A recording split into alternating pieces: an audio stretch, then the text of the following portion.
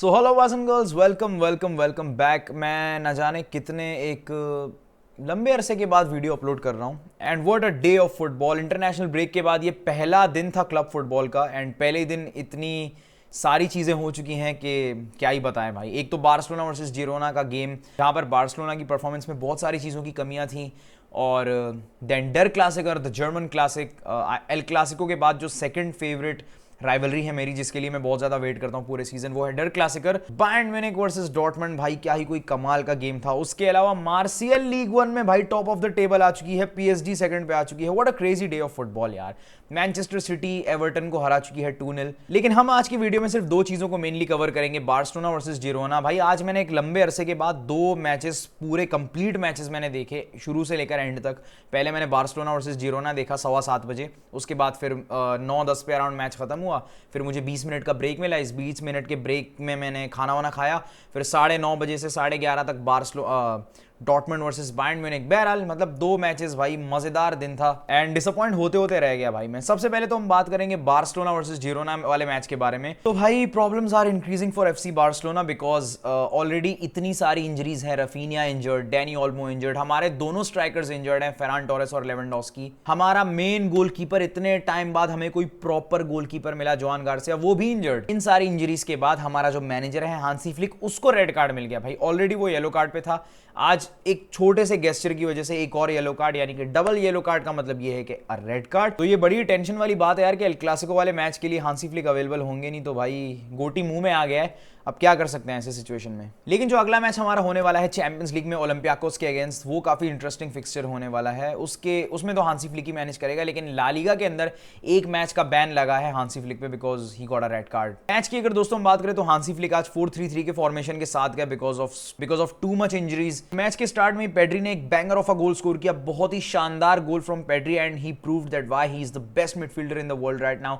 एक तो मुझे इतना तरस आता है ना इस बंदे पे, जब भी बार्सिलोना मुश्किल सिचुएशन में होती है, एक गोलकीपर को छोड़ के बाकी 9 बंदों का काम इस अकेले बंदे को करना पड़ता है बेचारे को। एक बहुत ही तगड़ा ओपनर स्कोर करके भाई हमें राहत की सांस दिलाई पेड्री ने। लेकिन उसके फौरन बाद 36 साल के एक्सेल विट्सल ने, he is one of those guys from Belgium का जो गोल्डन जनरेशन था 2014 से लेकर 2024 तक, उस गोल्डन जनरेशन का एक पार्ट रहे थे Axel Witsel. At the age of 36 एक बहुत ही शानदार बाईसाइकिल किक उन्होंने स्कोर किया एंड ये तो मैं भी प्रेडिक्ट कर चुका था कि जिरोना की तरफ से एक गोल हमें कुछ ही मिनट में देखने को मिलेगा बिकॉज 3-4 कॉर्नर्स जब उन्हें बैक टू बैक मिले ना भाई, उनमें से एक कॉर्नर तो उन्हें कन्वर्ट करना ही था। एंड एक और प्रॉपर रीजन ये था उनके गोल स्कोर करने का बिकॉज मेरा ऐसा मानना है कि एक रेलीगेशन जोन में बैठी हुई टीम ज्यादा खतरनाक है as compare to the team they are sitting in top of the table. Relegation zone में थी जिरोना और इसी मोटिवेशन के साथ वो आज खेल रहे थे कि आज उन्हें बस हारना नहीं है, ड्रॉ निकालना है, लेकिन हारना नहीं है। बिकॉज अगर आज वो ड्रॉ भी निकाल देते तो पॉइंट्स के हिसाब से वो रेलीगेशन जोन से बाहर आ जाते। But Ronald Araujo had some other plans, उसके ऊपर बाद में आएंगे। अभी फिलहाल हम बात करेंगे कुछ और इंपॉर्टेंट चीजों के बारे में जो गलतियां हमने आज के मैच में की। डिफेंसिवली हम काफी ज्यादा वीक थे आज के मैच में, ये तो भला हो पेड्री का कि वो 9 बंदों का काम बेचारा अकेले ही कर जाता है,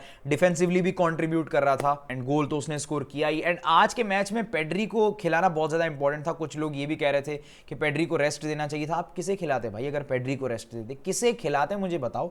कोई और बंदा अवेलेबल है आज के मैच में, किसे खिलाते? एंड इस मैच के अंदर मस्ट विन सिचुएशन थी हमारे लिए बिकॉज लास्ट 2 गेम्स हमारे बहुत ही बुरे थे। पीएसजी के अगेंस्ट जो मैच था चैंपियंस लीग में हम 2-1 हारे, देन सेविया के अगेंस्ट हम लोग लास्ट ला लीगा का मैच 4-1 हारे। तो 2 back to back huge losses, वो भी इतने इंपॉर्टेंट टाइम पे। और अगर आज हम पॉइंट्स ड्रॉप करते तो ज्यादा मुश्किल हो जाती आगे चल के हमारे लिए बिकॉज अभी तो हम टॉपर ऑफ द टेबल है, लेकिन रियल मैड्रिड का भी कल मैच है हेताफे के अगेंस्ट। तो अगर वो मैच वो जीत जाते हैं, वो लोग फिर दोबारा से 1 पॉइंट की लीड के साथ हमसे आगे चले जाएंगे और हम लोग सेकंड पे आ जाएंगे। लेकिन कल काफी इंपॉर्टेंट है कि हेताफे टफ टाइम दे रियल मैड्रिड को, या तो वो ड्रॉ निकाल दे या तो हराना तो मुश्किल है रियल मैड्रिड को। हेताफे और रियल मैड्रिड का कोई कंपैरिजन ही नहीं है, बट हेताफे इज अनप्रेडिक्टेबल टीम भाई, वो भी कुछ भी कर सकते हैं। लेकिन अगर वो ड्रॉ भी निकाल दे रियल मैड्रिड के लिए, ये बहुत बड़ी बात होगी। बट मुझे लगता है कि रियल मैड्रिड वो मैच आराम से जीत जाएगी। तो जो एल क्लासिको होगा ना, वो काफी ज्यादा इंपॉर्टेंट होगा दोनों टीम्स के लिए। डिफेंसिवली हम बहुत ही ज्यादा पुअर थे, स्पेशली कुंडे ने तो आज एक बहुत बड़ा मिस्टेक किया था जहां पर जिरोना और बार्सिलोना, जिरोना का स्ट्राइकर और बार्सिलोना का गोलकीपर 1v1 सिचुएशन में आ चुके थे। But Wojciech Szczesny made a wonderful save, बहुत ही तगड़ा सेव किया वॉयचिक शेज़नी ने उस मोमेंट पे, नहीं तो ये मैच आज शायद ड्रॉ होता या फिर शायद हम ये मैच हार भी सकते थे। बहुत सारे क्रूशल मोमेंट्स पे आ चुके, बहुत सारे क्रूशल मोमेंट्स में Girona up to the mark नहीं रही। ये उनकी नालायकी है कि वो चांसेस फिनिश नहीं कर पाए, बिकॉज 3-4 बहुत ही क्लियर कट चांसेस जिरोना ने मिस किए, जिनमें से 2 चांसेस तो 1v1 सिचुएशन में थे, जहां पर एक बार शेजनी का एक बहुत ही कमाल का सेव था एंड दूसरी दफा जिरोना ने शॉट लेकर पोस्ट हिट किया। तो 2 बड़े चांसेस थे आज के मैच में जो जिरोना ने कन्वर्ट नहीं किए। बट हाँ, कुछ मोमेंट्स में हम भी अनलकी थे, बिकॉज रैशफोर्ड का वो फ्री किक, अगर आप लोगों को याद हो तो रैशफोर्ड का फ्री किक ऑलमोस्ट स्कोर कर चुका था रैशफोर्ड। स्टार्टिंग के 30 मिनट में रैशफोर्ड थोड़ा सा गायब था, लेकिन उसके बाद वो जो फ्री किक मिली बार्सिलोना को, रैशफोर्ड ऑलमोस्ट स्कोर कर चुका था, but he hit the post. बहुत ही शानदार ट्राई किया रैशफोर्ड ने, बहुत ही अच्छा एफर्ट था रैशफोर्ड का। लेकिन ये अच्छी बात थी कि उस फ्री किक के बाद ना, भले ही वो फ्री किक स्कोर नहीं हुआ, लेकिन उसके बाद हमने थोड़ा सा प्रेशर बिल्ड करना स्टार्ट किया जिरोना के ऊपर। हाँ, डिफेंसिवली मिस्टेक्स बहुत ज्यादा थी, मैं फिर से कहूंगा, लेकिन प्रेशर बिल्ड करना हमने स्टार्ट किया। एक तो यार हमारे इतने सारे प्लेयर्स इंजर्ड हैं ना, बाकी प्लेयर्स के ऊपर इतना ज्यादा प्रेशर बना हुआ है कि वो प्रॉपर्ली डिफेंड कर ही नहीं पा रहे। हालांकि आप डिफेंडर्स देखोगे तो सभी डिफेंडर्स हमारे अवेलेबल हैं, लेकिन इस मैच के बाद एक चीज बहुत ज्यादा दिख रहा है कि इस सीजन के बाद हमें एक फुल बैक और एक सेंटर बैक लाना ही पड़ेगा। मार्क गेही को हम ला सकते हैं, बिकॉज वो एक फ्री एजेंट हो जाएगा इस सीजन के बाद, एंड अभी तो वो क्रिस्टल पैलेस में है। लिवरपूल के साथ उसका कॉन्ट्रैक्ट ऑलमोस्ट डन था, वो खुद भी राजी था लिवरपूल जाने के लिए, लेकिन टाइम खत्म हो गया, ट्रांसफर विंडो क्लोज हो गया, तो वो डील कोलैप्स हो गई। लेकिन अब लिवरपूल के अलावा बाकी क्लब्स भी इंटरेस्टेड हैं मार्क गेही के लिए। लिवरपूल तो इंटरेस्टेड है ही, वो दोबारा से ऑब्वियसली ऑफर करेंगे उसे, लेकिन बायर्न म्यूनिख भी इंटरेस्टेड है उसमें, रियल मैड्रिड भी इंटरेस्टेड है। रियल मैड्रिड के इतने तगड़े रूमर्स नहीं है, लेकिन बायर्न म्यूनिख काफी ज्यादा इंटरेस्टेड है मार्क गेही में, एंड बार्सिलोना भी काफी इंटरेस्ट दिखा रही है मार्क गेही के लिए। सो आई थिंक मार्क गेही को हमें लाना चाहिए, because he is a quality defender यार।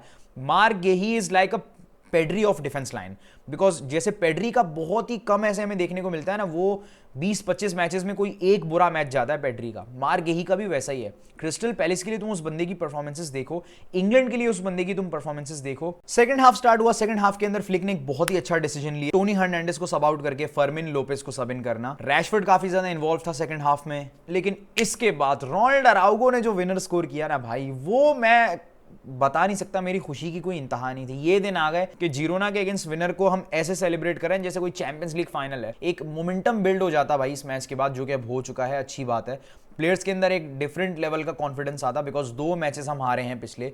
एक तो ला लीगा के अंदर बहुत ही गंदा हारे हम 4-1 अगेंस्ट सेविया, लेकिन थैंक्स टू रोनाल्ड अराउगो। भाई माफी पत्र लिखो रोनाल्ड अराउगो को, अभी के अभी जाओ उसके इंस्टाग्राम की लेटेस्ट पोस्ट के नीचे माफी पत्र चाहिए मुझे, जितने भी लोग ये वीडियो देख रहे हैं। रोनाल्ड अराउगो को आज एज अ स्ट्राइकर देखकर भाई मुझे 2020-21 वाला सीजन याद आ गया हमारा, जब पीके एज अ स्ट्राइकर खेलता था ना अंडर कोमन, तो वो दिन याद आ गया मुझे। बहरहाल it was a tough game, but we got the 3 points. ये अच्छी बात है कि 3 पॉइंट्स मिल चुके हैं हमें। अब कल यही उम्मीद लगा सकते हैं कि रियल मैड्रिड ड्रॉ कर दे अपना मैच, बिकॉज हारेंगे तो वो नहीं भाई, रियल मैड्रिड गेताफे के अगेंस्ट तो नहीं हारेगी, बट ये है कि ड्रॉ के चांसेस हैं, बिकॉज गेताफे भी टफ टाइम दे सकती है रियल मैड्रिड को, but I think Real Madrid जीत जाएगी वो मैच। लेकिन उम्मीद लगा सकते हैं कि रियल मैड्रिड ड्रॉ कर दे।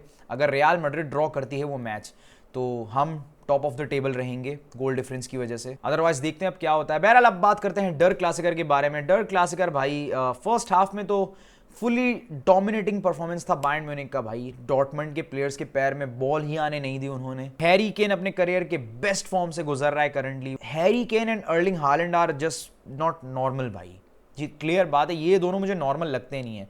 जिस तरह के फॉर्म में है ना ये दोनों, मुझे तो ये दोनों नॉर्मल लग ही नहीं रहे। पहले हाफ में हैरी केन ने स्कोर किया, सेकंड हाफ में माइकल ओलिसे ने स्कोर किया, काम प्रॉपर कर दिया बायर्न म्यूनिख का। एंड बायर्न म्यूनिख इस सीजन मैं ये समझता हूं कि बुंदेसलीगा तो बायर्न म्यूनिख जीत रही है, डीएफबी पोकल भी वो जीत सकते हैं, बट डीएफबी पोकल में आप कुछ नहीं बोल सकते जो जर्मन सुपर कप है, बिकॉज अक्सर हमें देखने को मिलता है कि कप कॉम्पिटिशंस में अचानक से कोई बड़ी टीम किसी छोटी टीम के अगेंस्ट अपसेट कर देती है, तो ऐसे अपसेट्स होते रहते हैं। तो कप कंपटीशन का मैं कंफर्म नहीं हूं, बट स्टिल मुझे लगता है कि डीएफबी पोकल और बुंदेसलीगा तो बायर्न म्यूनिख आराम से जीत जाएगी। अक्सर हमें ऐसा देखने को मिलता है कप कॉम्पिटिशन्स के अंदर के कोई बड़ी टीम आगे कोई छोटी टीम के अगेंस्ट अपसेट कर देती है, लेकिन आई थिंक ऐसा होने नहीं वाला इस बार। बायर्न म्यूनिख को बुंदेसलीगा और डीएफबी पोकल तो आराम से जीत जाना चाहिए। बुंदेसलीगा तो कंफर्म भाई वही जीतने वाले हैं। अब चैंपियंस लीग के अंदर लोग ज्यादा बात कर नहीं रहे बायर्न म्यूनिख की, but I think Bayern Munich के भी चांसेस बहुत ज्यादा हैं चैंपियंस लीग जीतने के, because they have a very talented squad. And अभी तक तो इस स्क्वाड के अंदर मूसियाला और अल्फोंसो डेविस नहीं है। एक दफा वो आ गए ना, फिर इस स्क्वाड को जरा रोक के दिखाओ भाई। जिस टीम ने रोक दिया बड़ी बात है, बिकॉज